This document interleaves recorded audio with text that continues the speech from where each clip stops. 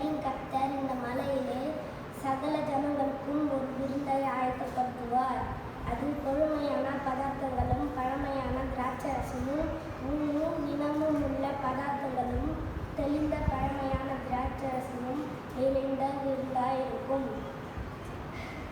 சகல ஜனங்கள் மேலும் உள்ள முக்காட்டையும் சகல ஜாதிகளையும் மூடியிருக்கிற மூடலையும் இந்த மலையிலே அகற்றி போடுவார். அவர் மரணத்தை ஜெயமாக நீங்குவார். கர்த்தராகிய தேவன் எல்லா மூடுகளிலும் இருந்து கண்ணீரை துடைத்து தமது ஜனத்தின் நிந்தையை பூமியில் இராதபடிக்கு முற்றிலும் நீக்கிடுவார். கர்த்தரே இதை சொன்னார். அக்காலத்திலே இதோ இவரே நம்முடைய தேவன், இவருக்காக காத்திருந்தோம், இவர் நம்மை ரட்சிப்பார். இவரே கர்த்தர், இவருக்காக காத்திருந்தோம், இவருடைய ரட்சிப்பினாலே களிகூர்ந்து மகிழ்ந்தோம் என்று சொல்லப்படும். வாசிக்க தெரிந்து கொள்ளப்பட்ட 1 பாடம்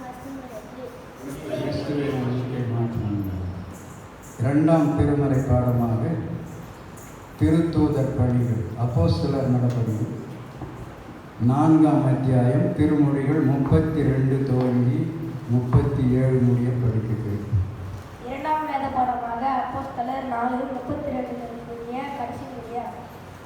இரண்டாம் வேத பாடமாக அப்போஸ்தலர் 4:32 கடைசி முடிய. பக்கம் 166. பக்கம் 166. விசுவாசிகளாகிய திரளான கூட்டத்தால் ஒரே இருதயமும் ஒரே மனமும் உள்ளவர்களாகியும் ஒருவர்களாகியும் தன் உள்ளவைகளை ஒன்றையும் தன்னுடையதென்று சொல்லவில்லை.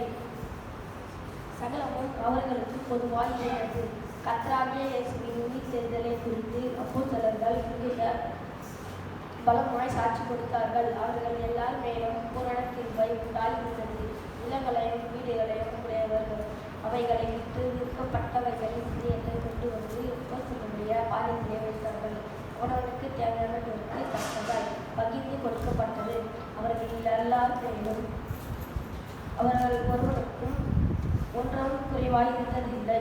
சீப்பும் தீவானும் ஏவியனும் அப்போஸ்தலராலே வாருதலின் மகன் என்று அர்த்தம் கொள்ளும் பர்னபா என்றும் ஒரு பேர் பெற்றவனுமாகிய யோசே என்பவன் தனக்குள்ளாயிருந்த நிலத்தை விற்று அதில் சீயத்தை கொண்டு வந்து அப்போஸ்தலருடைய பாதத்திலே வைத்தார்கள். பாடத்திற்கு தேவனுடைய மென்மையாக உள்ளதாக.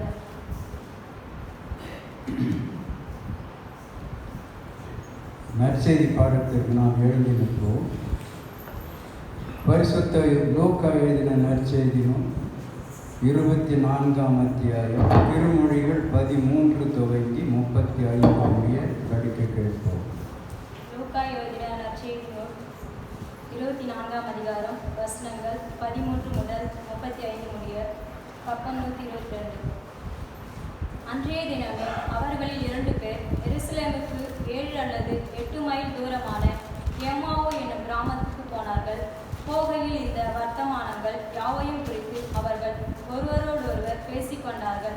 இப்படி அவர்கள் பேசி சம்பாஷித்துக் கொண்டிருக்கையில் இயேசு தாமே சேர்ந்து அவர்களுடனே கூட நடந்து போனார். ஆனாலும் அவரை அறியாதபடிக்கு அவர்களுடைய கண்கள் மறைக்கப்பட்டிருந்தது. அப்பொழுது அவர் அவர்களை நோக்கி, நீங்கள் துக்கமுகம் உள்ளவர்களாய் வழி நடந்து ஒருவருக்கொருவர் சொல்லிக் கொள்ளுகிற காரியங்கள் என்னவென்று கேட்டார். அவர்களில் ஒருவனாகிய கிளேயோப்பா என்பவன் பிரதியுத்தரமாக, இந்நாட்களில் எருசலேமிலே நடந்தவைகளை அறியாதபடிக்கு நீர் அந்நீராய் இருக்கிறீரோ என்றான். அவர் எவைகள் என்றார். அதற்கு அவர்கள், நசரனாகிய இயேசுவை குறித்தவைகளே. அவர் தேவனுக்கு முன்பாகவும் ஜனங்கள் எல்லாருக்கும் முன்பாகவும் இருக்கையிலும் செய்கையிலும் வாக்கிலும் வல்லமையுள்ள தீர்க்கதரிசியாயிருந்தார். நம்முடைய பிரதான ஆசாரியரும் அதிகாரிகளும் அவரை மரண ஆக்கினைக்குட்படுத்தி சிலுவையில் அறைந்தார்கள். அவரே இஸ்ரவேலை மீட்டு ரட்சிப்பவர் என்று நாங்கள் நம்பியிருந்தோம். இவைகள் சம்பவித்து இன்று 3 நாளாகிறது. ஆனாலும் எங்கள் கூட்டத்தை சேர்ந்த சில ஸ்திரீகள் அதிகாலமே கல்லறையிடத்துக்கு போய் அவருடைய சரீரத்தை காணாமல் திரும்பி வந்து, அவர் உயிரோடு இருக்கிறார் என்று சொன்ன தேவதூதரை தரிசித்தோம் என்று சொல்லி எங்களை பிரமிக்க பண்ணினார்கள். அப்பொழுது எங்களில் சிலர் கல்லறையிடத்துக்கு போய் ஸ்திரீகள் சொன்னபடியே கண்டார்கள். அவரையோ காணவில்லை என்றார். அப்பொழுது அவர் அவர்களை நோக்கி, தீர்க்கதரிசிகள் சொன்ன யாவையும் விசுவாசிக்கிறதுக்கு புத்தி இல்லாத அந்த இருதயம் உள்ளவர்களே, கிறிஸ்து விதமாக பாடுபடவும் தமது மகிமையில் பிரவேசிக்கும் வேண்டியதில்லையா என்று சொல்லி மோசே முதலிய சகல தீர்க்கதரிசிகளும் எழுதின வேத வாக்கியங்கள் எல்லாவற்றிலும் தம்மை குறித்து சொல்லியவைகளை அவர்களுக்கு விவரித்து காண்பித்தார். அத்தருணத்தில் தாங்கள் போகிற கிராமத்துக்கு சமீபமானார்கள். அப்பொழுது அவர் அப்புறம் போகிறவர்கள் போல காண்பித்தார். அவர்கள் அவரை நோக்கி, நீர் எங்களுடனே தங்குகிறோம், சாயங்காலம் ஆயிற்று, பொழுது போயிற்று என்று அவரை வருந்தி கேட்டுக்கொண்டார்கள். அப்பொழுது அவர் அவர்களுடனே தங்கும்படி உள்ளே போனார். அவர்களோடே அவர் வந்திருக்கையில் அவர் அப்பத்தை எடுத்து ஆசீர்வதித்து அதை பிட்டு அவர்களுக்கு கொடுத்தார். அப்பொழுது அவருடைய கண்கள் திறக்கப்பட்டு அவரை அறிந்தார்கள். உடனே அவர் அவர்களுக்கு மறைந்து போனார். அப்பொழுது அவர்கள் ஒருவரை ஒருவர் நோக்கி, வழியிலே அவர் நம்முடனே பேசி வேத வாக்கியங்களை நமக்கு விளங்க காட்டின பொழுது நம்முடைய இருதயம் நமக்குள்ளே கொழுந்து விட்டு எரியவில்லையா என்று சொல்லிக்கொண்டு அந்நேரமே எழுந்திருந்து எருசலேமுக்கு திரும்பி போய் 11 அவர்களோடு இருந்தவர்களும் கூடியிருக்க கண்டு, கர்த்தர் மெய்யாகவே உயிர்த்தெழுந்து சீயோனுக்கு தரிசனமானார் என்று அவர்கள் சொல்ல கேட்டு, வழியில் நடந்தவைகளையும் அவர் அப்பத்தை பிட்டையும் தாங்கள் அவரை அறிந்து கொண்டதையும் விவரித்து சொன்னார்கள். பாடம் முடிந்தது. கிறிஸ்துவே உமக்கே மகிமை உண்டாகும். நாம் அவ்வாறு நின்ற வண்ணமாக சங்கீதங்களின் புஸ்தகம் 126 நாம் மாறி மாறி படிக்கலாம்.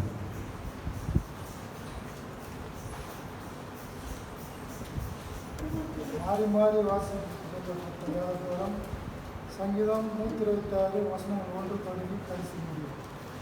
பக்கம் 755. சியோனின் சிறையிருப்பில் கர்த்தர் திரும்பும்போது சொப்பனம் காண்பது போல் இருந்தது.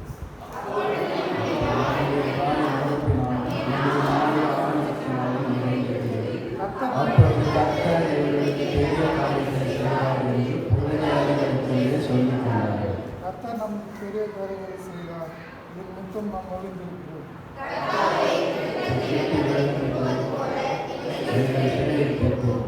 கண்ணீரோடு விதைக்கிறவர் கம்பீரத்தோடு அறுப்பார்கள். அனைவரும் சேர்ந்து வாசிப்போம்.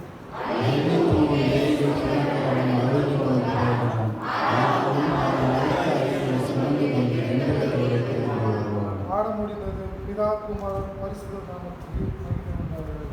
ஆதியிலும் இப்பொழுதும் எப்பொழுதும் சதா காலங்களிலும்